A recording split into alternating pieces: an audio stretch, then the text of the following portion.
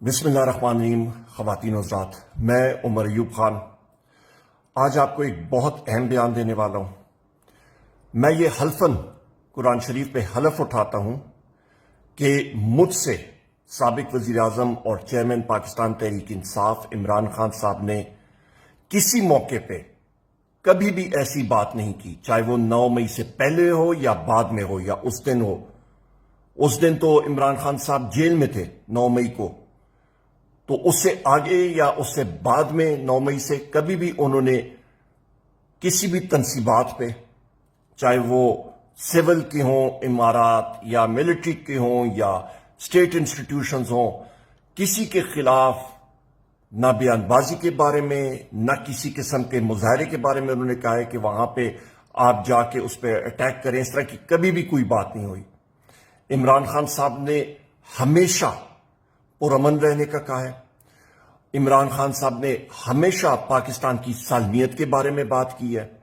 عمران خان صاحب نے ہمیشہ یہ کہا ہے کہ ان کی زندگی پہ افواج پاکستان کو لگے.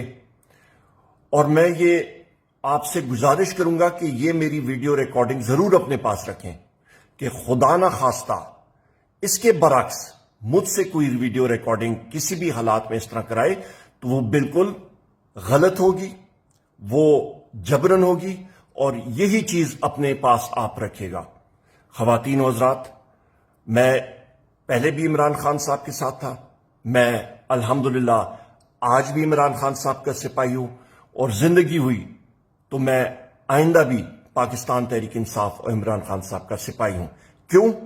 کیونکہ پاکستان تحریک انصاف جس پارٹی کی بنیادی عدل اور انصاف پہ مبنی ہے اور ایک ریاست مدینہ پہ مبنی ہے، ہم لوگ سب کے ساتھ الحمدللہ محب وطن پاکستانی ہیں، اور ہماری ذرہ ذرہ میں خون میں ایک چیز ہے کہ پاکستان فرسٹ، پاکستان سب سے اول نمبر پہ، اور پاکستان کی سالمیت کے لیے ہمارا خون کا آخری قطرہ بھی حاضر ہے.